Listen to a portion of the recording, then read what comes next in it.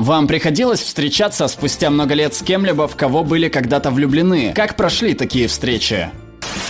Увидел, что она стала жирной и некрасивой, затем осознал, что то же самое можно сказать и обо мне. Встретил ее спустя несколько лет после выпуска на новогодней вечеринке, когда нам было лет по 25. У нас у обоих незадолго до этого завершились предыдущие отношения. Мы с ней общались весь вечер. В ходе разговора выяснилось, что в школе мы оба были друг в друга влюблены. Затем наступила ночь, пиво текло рекой. Она подрочила двум незнакомцам в гостиной. Я был влюблен в нее, когда мне было 15 лет, но она плохо обошлась со мной. Встретил ее снова, когда мне было уже 23 года, но она выглядела реально старой, так что я не узнал ее. Когда она поняла, что я не узнал ее, то заплакала и убежала в ванную. После этого мы не виделись. Он всегда говорил: я хочу быть полицейским, я никогда не буду чертовым пожарным. Пожарные бабы, лишь полицейские настоящие мужчины. И да, он стал пожарным, но его это совсем не смущает, стал еще более невыносимым придурком. Я был влюблен в нее в 8 и 9 классах. Она поцеловала меня в конце 9 класса. Я же не ответил на ее поцелуй. По сути, я просто убежал от нее. Был глупым, застенчивым подростком. Я исчез на все лето, а затем сменил школу. Не из-за поцелуя, по другой причине. Но когда началась учеба, я полгода каждый день ходил в старую школу, надеясь набраться смелости и подойти к ней. Видел ее там каждый день. И каждый день не находил в себе смелости. Она, очевидно, устала ждать и начала встречаться с другим парнем, и я сдался. В конце 11 класса она пришла в мою школу, чтобы встретиться с каким-то парнем. Увидела меня, буквально прыгнула в мои объятия и заставила взять ее номер. В следующем ноябре будет 7 лет, как мы вместе. Я сделал ей предложение около недели назад. Когда я училась в 8 классе, я была глупой маленькой девочкой, влюбленной в своего одноклассника. Я и понятия не имела, как дать ему знать о своих чувствах. И кажется, я просто-напросто пугала его тем, что постоянно пялилась на него и предпринимала жалкие попытки позвать его на чашечку кофе или что-то вроде этого. В общем, прошло 8 лет, и я сильно повзрослела и стала более зрелой. Я и не вспоминала о нем все эти годы. И вдруг я встретила его. Я очень обрадовалась, когда узнала, что он работает в магазине, в который я как раз собиралась зайти. Я подумала, я наконец-то смогу нормально поговорить с этим парнем. Он должен увидеть, что я больше не странная тормознутая дура. В общем, я встретила его, и у нас состоялся примерно такой разговор. Я: привет, как жизнь? Он: хорошо, спасибо, а у тебя? Я: хорошо, спасибо, а у тебя? После чего разговор становился все более и более странным. Я поняла, что с некоторыми людьми я всегда буду чувствовать неловкость. Договорились сходить выпить, мои чувства к ней еще не прошли. Она дала мне шанс. Я его растратил впустую и к тому же опозорился перед ней, так как всю ночь говорил о том, как был влюблен в нее в юности. Я нахваливал те качества, которыми она обладала в юности, будто их больше не было. Сказал, что я вне себя от счастья из-за того, что мне дали шанс. Просто ебаный стыд. Я даже не понимал, насколько я опозорился, пока не протрезвел. Проснулся и понял, что второго шанса не будет. Вспомнил ее выражение лица и ее слова, проанализировал их на трезвую голову. Я пришел к выводу, что она думала: я буду вежлива и терпелива, но я точно совершила ошибку, согласившись встретиться с ним. И это было ясно написано на ее лице. Если бы я сейчас встретил тех девушек, за которыми гонялся, когда учился в школе, я бы подумал: не понимаю, как они могли мне нравиться. Но в то же время девушки, к которым я был безразличен, все красивы, умны, с хорошим чувством юмора. Если бы у меня была машина времени, я бы вернулся в прошлое и пнул себя 15-летнего меж ног. Вот ведь был идиот. Я встретил девушку, в которую был влюблен в школьные годы, когда мы с ней оказались на одном самолете и сидели в одном ряду по разные стороны от прохода. Она стала лесбиянкой. Итак, мы познакомились, когда мне было 13 лет, втрескались друг в друга. Затем встретились снова, когда нам было по 23 года. У нее был ребенок от первого мужа, но для меня это было неважно. Мы поженились, она изменила мне, а теперь пытается заставить меня платить алименты на ее дочь. Наши с ней фамилии похожи, поэтому всю школу наши шкафчики были по соседству. Иногда мы сидели рядом на уроках. Она была черлидершей, очень красивой и довольно приятной девушкой. Мы были друзьями, но ничего более. Я встретил ее 4 года спустя. Она бросила колледж и работала официанткой, но стала еще привлекательнее и осталась такой же милой. У нас были недолгие отношения, когда нам было примерно по 17 лет. Мы расстались, потому что она была избалованной девчонкой, а я был бессердечным козлом. Прошло 11 лет, у нас обоих были отношения с другими. Мы повзрослели, и несколько лет назад она снова вошла в мою жизнь. Мы встречаемся, и у нас все хорошо, нельзя и желать большего. Важно не только найти подходящего тебе человека, время тоже должно быть подходящим. Мы ходили в одну группу в детском саду, затем учились вместе в 3 классе. Я показал ей свои трусы, и она стала моей девушкой. Затем я узнал, что она изменила мне с моим лучшим другом. Он тоже показал ей свое нижнее белье. Естественно, я двигаюсь вперед и не зациклен на том, что произошло между нами. Но если это прочитаете вы, Оливия и Мэтт, то просто идите оба на...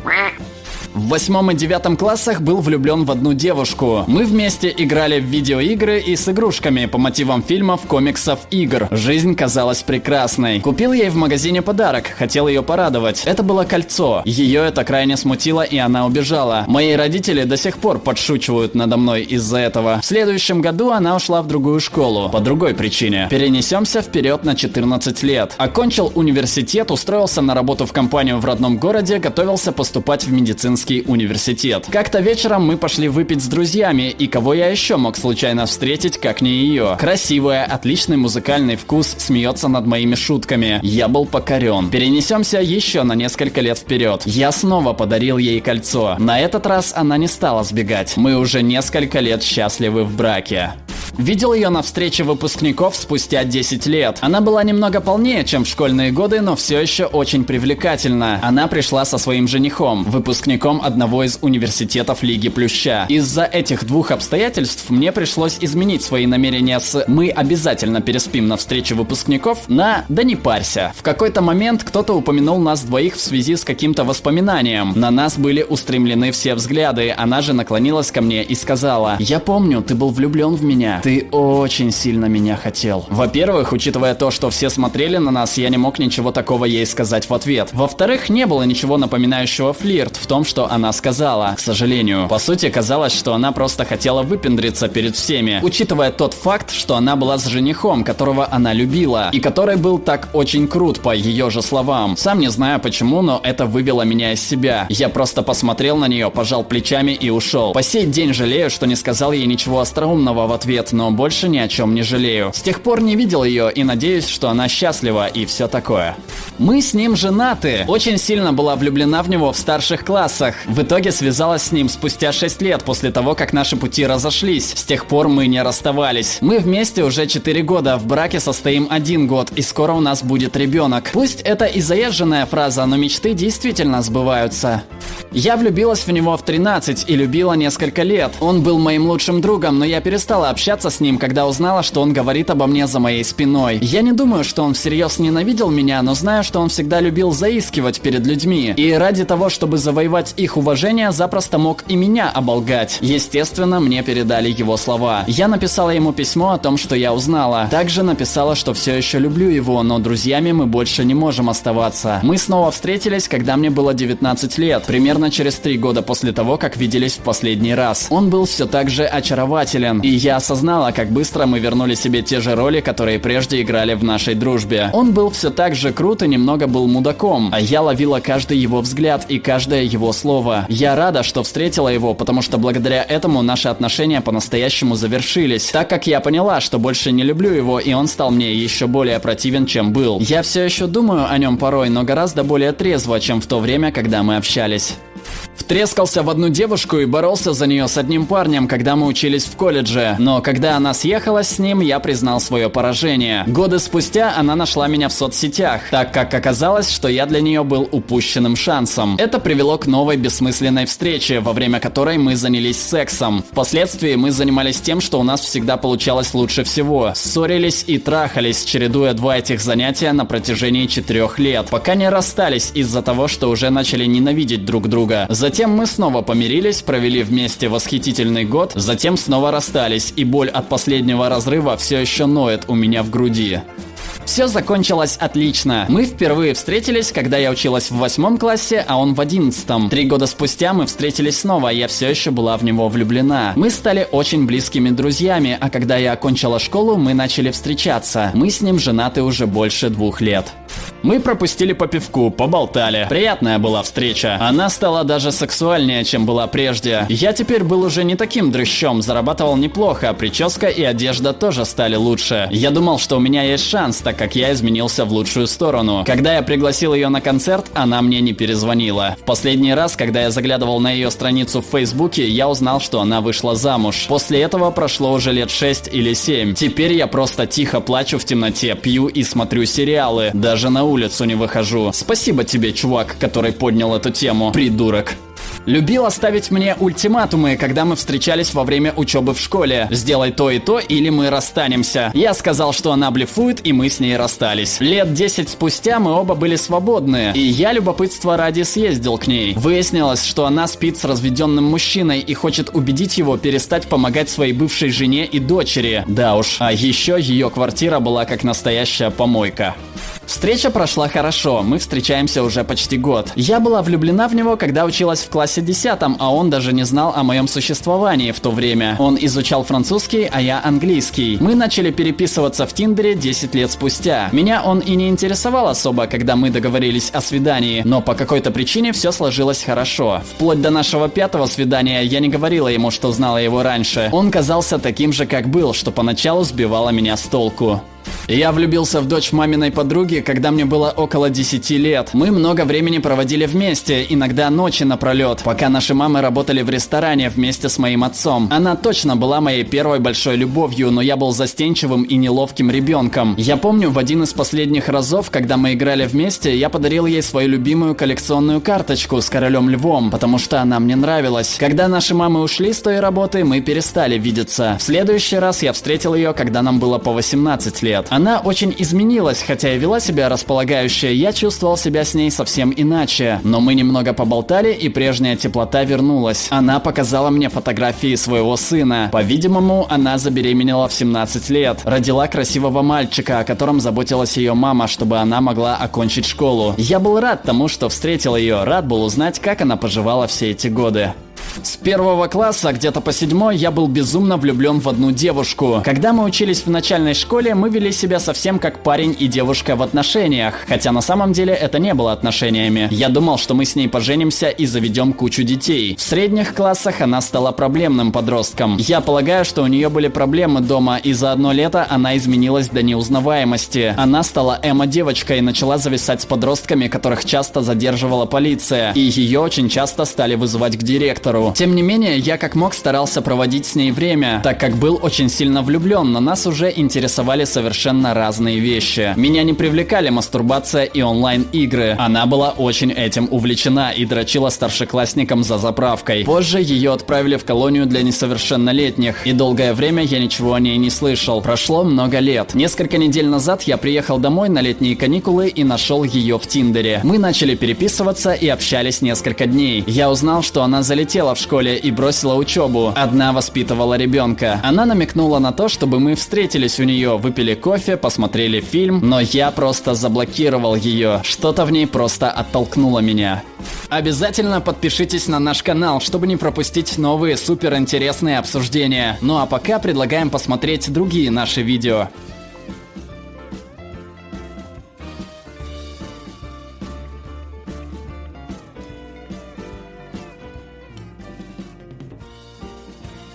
All right, everyone's presentations are done. Nick, the manager, said as he tried to move the discussion forward. Excuse me, I haven't. I recently found out something. Nick interrupted me and began to speak. There's apparently someone in this department who didn't graduate high school and is just a part-timer. Meetings should be for employees only. Absolutely right. His lackey, Mike, of course, agreed with Nick. I'm leaving. After leaving the meeting room, I started to shut down my computer. I noticed that an email had arrived, not in my personal inbox, but in the company's shared email. Thinking, there's no point in speaking up, no one will listen, I went home quietly. The next day, I heard a commotion from Nick's desk. He was staring at his computer screen, his face pale. Nick? Is something wrong? Mike looked at the screen with him. And he turned even paler than Nick. Why is he so angry?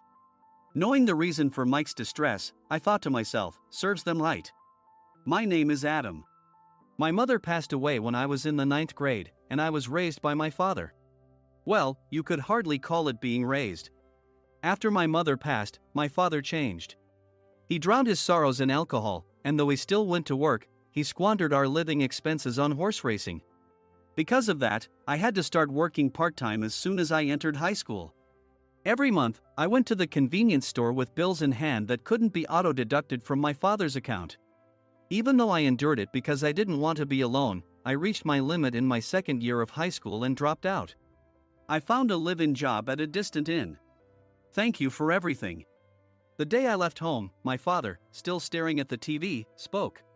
Take care. That was our last conversation.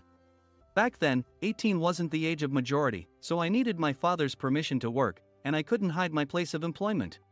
Yet, my father never visited me even once. I kept working just to survive, and before I knew it, I was 42. Years of hard work paid off, and I was transferred to the headquarters. I was thrilled to be recognized by the company, as I thought I'd be working in the field until retirement due to my lack of formal education. Listen up. Our work can change the future of our employees. Don't drag us down. On my first day after the transfer, Nick, dressed in an expensive suit, spoke sternly. There was a reason for this. Our inn was located in a prominent tourist destination, known so well that everyone in the state could sing its commercial jingle. At its peak, we had 5 locations within the state. But that was long ago. Due to financial difficulties and aging facilities, only the place where I had worked for many years and the original establishment remained. I was prepared to lose my job anytime, but now there was a glimmer of hope. With the rise of social media, the tourist area where the inn was located started gaining attention again. Depending on how hard the sales department, where I was transferred, worked, we could either thrive or be forced to give up this prime location to the new hotel chains continuously popping up. For Nick, who had switched careers from another industry to strengthen our sales, this was a battle he couldn't afford to lose. I understood why he had to be strict. I will do my best. Nick sneered at my enthusiastic declaration. Did you not hear what I said? I'm sorry. I thought I was listening carefully. Out of habit from years of customer service, I apologized reflexively, though I had no idea what had offended him. Someone was watching me with a smirk. In this department, there are those who are expected to excel and those who have been shoved here because they have nowhere else to go. You are the latter. It was Mike, the section chief. He's 7 years younger, at 35. But he was called to headquarters much earlier than I was and had been moving around within the headquarters ever since. I'm not jealous, but I can't accept that he's my boss. Graduating from a prestigious university, he has an unusually high pride and caused many problems as a newbie, making things very difficult for me when I was the front desk leader. When I found out Mike was transferred to the sales department a month before me, I was disheartened. Mike is right. With just a middle school diploma, there's not much you can do. Don't even think about achieving results. As if I didn't exist, Nick remarked, I'm thirsty. Mike eagerly ran to the coffee maker. It seems Mike is Nick's lackey. I regretted being happy about my transfer to headquarters, wishing I had stayed on site forever. Send a direct mail to every company on this list by the end of the day. Nick only assigned me tasks that even a new graduate could handle. What? There are over 1,000 companies. You want me to send to all of them by today? Yes, if you and your fellow misfits split the work, even those with nowhere else to go should finish by today. I glanced at the employees typing away expressionlessly. They were worn out from customer service, only thinking about leaving on time, or were women reassigned after having children, with zero motivation for work. Even Sam, a new graduate from the same university as Mike, who was supposed to be among the expected achievers, had no enthusiasm for the job, having joined the company wanting to do customer service. I don't care what they say, I plan to quit anytime, he said. Only Nick and Mike were highly motivated, making all the decisions between the two of them. I originally only wanted to work at the inn to survive and had no particular attachment to this job. I swallowed my words, thinking I had no right to reprimand them. About a month after the transfer, Nick told us with a frustrated look. To commemorate the 50th anniversary, we've decided to create a plan exclusive for one group per day. Originally, Mike and I were supposed to come up with it, but our president, Mr. Thompson, insists on hearing everyone's opinions. So, you all get a chance. As Nick explained, Mike began handing out prints. Make sure not to embarrass Nick. If your ideas are half-baked, you'll have to redo them. It seemed that they had printed his handwritten notes by Mr. Thompson, which included several questions and a section for free responses. It made sense why Nick had to seek our input, given that all responses had to be submitted to Mr. Thompson. We were given a week to think about it, and a meeting was scheduled to compile our ideas. My plan is to let guests enjoy both the old and modern America. Nick began the presentations. Guests would watch a master confectioner at a nearby traditional sweet shop make sweets in front of them. The welcome drink would be premium tea in a bottle. Nick's plan was certainly attractive. After his presentation, Nick called on us to present in the order we were seated. Just as I stood up for my turn. All right, everyone's presentations are done. Excuse me, I haven't. I recently found out something. Nick interrupted me. There's someone in this department who didn't graduate high school and is just a part-timer. He was likely talking about me. I joined the company as a part-timer and was made a full-time employee when I turned 20. That was 20 years ago, so Nick and Mike probably had no chance to know until recently. Meetings should be for employees only. Absolutely right. After that, Nick kept creating opportunities to solicit everyone's opinions, purposefully excluding me from speaking. The meeting unexpectedly heated up and went past the scheduled end time. A few people asked to leave, and the discussion continued with the remaining few. Still here? Normally, you'd leave in that situation. Though I had no attachment to the job initially, hearing kind words from customers made me want to make them happier. For someone like me, with nowhere to go, the inn was my home and customer service was my life. I felt pathetic about my current self. I'm leaving. I left the conference room and started shutting down my computer. I noticed an email had arrived, not in my personal inbox, but in the company's shared email. Thinking no one would listen to what I had to say anyway, I quietly went home. The next day, while preparing the DM as instructed, I heard a commotion from Nick's desk. In his haste to stand up, he hit his knee on the desk. He stared at his computer screen, his face pale. Nick! What's wrong? Mike, thinking he should be the first to rush over, approached Nick while still wearing his coat. He peered at the screen with Nick. And he turned even paler than Nick. Why is he so angry? Who is responsible for this company? Nick, more irritated than ever, asked, and Mike answered without checking. Probably Sam. Sam wasn't there because he was attending a morning training session for new hires. Nick gave up on getting angry and returned his gaze to the screen. They were looking at an email that arrived right after the end of the working day yesterday. Apparently, no one, including me, had checked it before leaving. The email was from a large company that used us for their annual employee trips. The president and executives of that company also frequently used our services personally. President of the company, Mr. Mason himself, had declared that neither he nor his company would ever use our services again.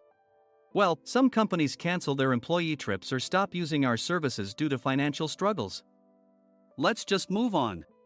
Mike kept wiping the sweat from his forehead with a handkerchief. Knowing why Mike was so agitated, I quietly watched their interaction. Do you know how much revenue we get from that company? We can find other guests to fill the rooms, but we'll lose the banquet costs, gift shop revenue, rental car fees, and more. Moreover, the gifts were supposed to be prepared by the traditional confectionery shop involved in Nick's proposed plan. If it's known that we incurred such a huge loss at this critical time, Nick's position in the company would be jeopardized. Nick took a deep breath, seemingly trying to calm himself. All right, Mike. Go to New York right now and apologize to Mr. Mason. What? You're coming with me, right? I have urgent work to do. I trust you, which is why I'm entrusting this to you. Please. Mike, believing Nick's sincerity, agreed with a determined look on his face, saying, yes. That's Nick for you. Even if Mike went to apologize, Nick would shift all the blame onto him if the client didn't change their mind. Well, it was Mike's fault to begin with, so it served him right. About 3 hours later, Sam answered a call from somewhere and repeatedly apologized, saying, "I'm very sorry." Everyone watched to see what was happening. After ending the call, he informed Nick with a weary tone. When Mike arrived at the client's company, he only made things worse, further infuriating Mr. Mason. He was demanding, "Get his boss here immediately." It was no wonder Sam was exhausted, dealing with such a call right after returning from training. What is that idiot doing? "All right, Adam, you're coming with me. If sacrificing Mike didn't work, then I must be next." Normally, I'd want to refuse at all costs, but I saw an opportunity in this situation. "If I can be of assistance, I'd be happy to join you." I immediately followed Nick, and we flew to New York. When we introduced ourselves at the reception, it became clear how serious the situation was, as the receptionist personally escorted us to the president's office. Angry voices leaked through the door, making both Nick and me uneasy. "Excuse me. I'm Nick, the supervisor. I understand my subordinate has caused you trouble, and I deeply apologize." Nick, with his experience in the corporate world, knew enough to offer an apology before excuses. However, his customer service skills left much to be desired. I sighed as I saw Mike trembling like a small dog in the corner of the room. "What kind of training are you giving your subordinates?" Mr. Mason glared at Nick with a red face. The intensity of his gaze made even Nick take a step back. Regrettably, I joined this company only 2 years ago and was unaware of Mike's issues. I should have identified his shortcomings sooner. Indeed, I should have realized sooner. No sensible person would come to apologize and then give a lengthy presentation on the drawbacks of not using their in. Nick froze, his mouth slightly open. Suspecting the worst, I picked up the documents that had fallen to the floor. It seemed Mike hastily prepared these documents on the plane, listing the disadvantages. Disadvantage 1: if you change the venue for the company trip, employees might suspect it's for cost-cutting reasons, leading to a negative impression. Reading it aloud half-jokingly, Nick snatched the papers from my hand and checked the contents with a furious expression. Among the stack of documents was a receipt from a nearby convenience store's copy machine. I felt a pang of dread, hoping he hadn't shown the receipt as well. What do you think he said when I asked what kind of nerve he had to do this? "I'm very sorry." Faced with the dire situation, Nick must have thought there was nothing left to do but apologize. In a voice smaller than I'd ever heard from him, he uttered words of apology. He said, "I'm a Harvard graduate. I don't believe I said anything wrong." "Mike, what have you done?" Forgetting his plan to pin the blame on Mike, Nick yelled loudly, even in front of Mr. Mason. "I didn't do anything wrong."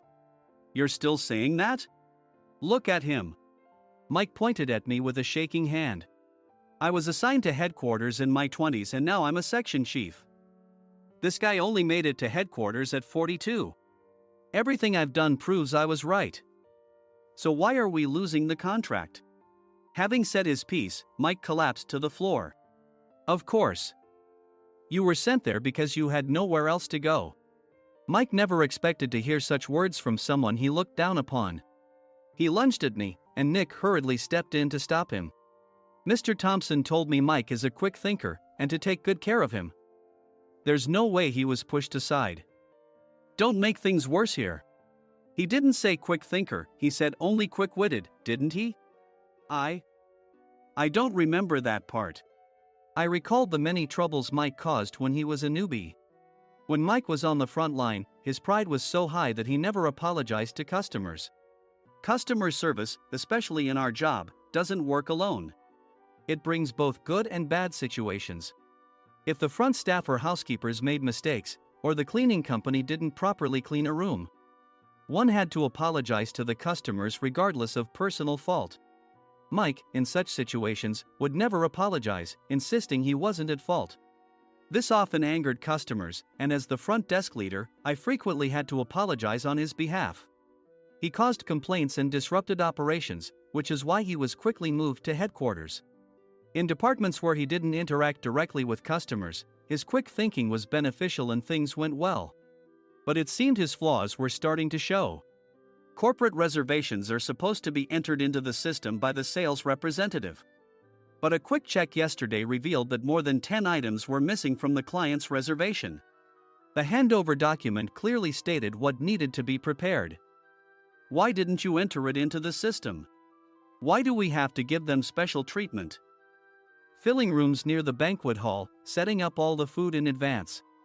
Specifying the brand of wine, they're too demanding. No wonder he always angered customers, I thought, feeling a headache coming on. Grouping them in rooms near the banquet hall is for our benefit too. It makes it easier for the staff to set up beds and serve breakfast since everyone's schedule is synchronized. As for the other requests, Mr. Mason suggested them to lighten our load.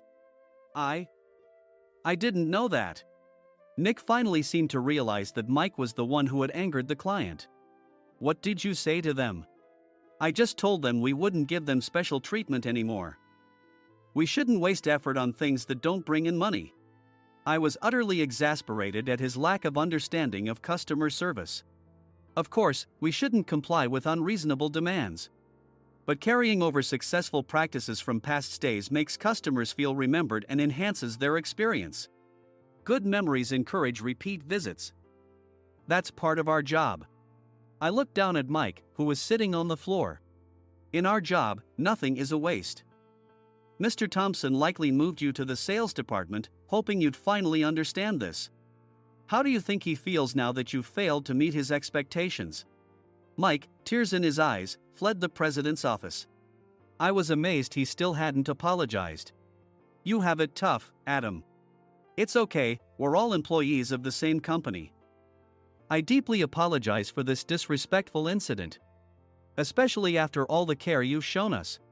If it weren't for you, Adam, I really would have stopped staying here. When I heard you were moving to the sales department, I was willing to reconsider if you handled it.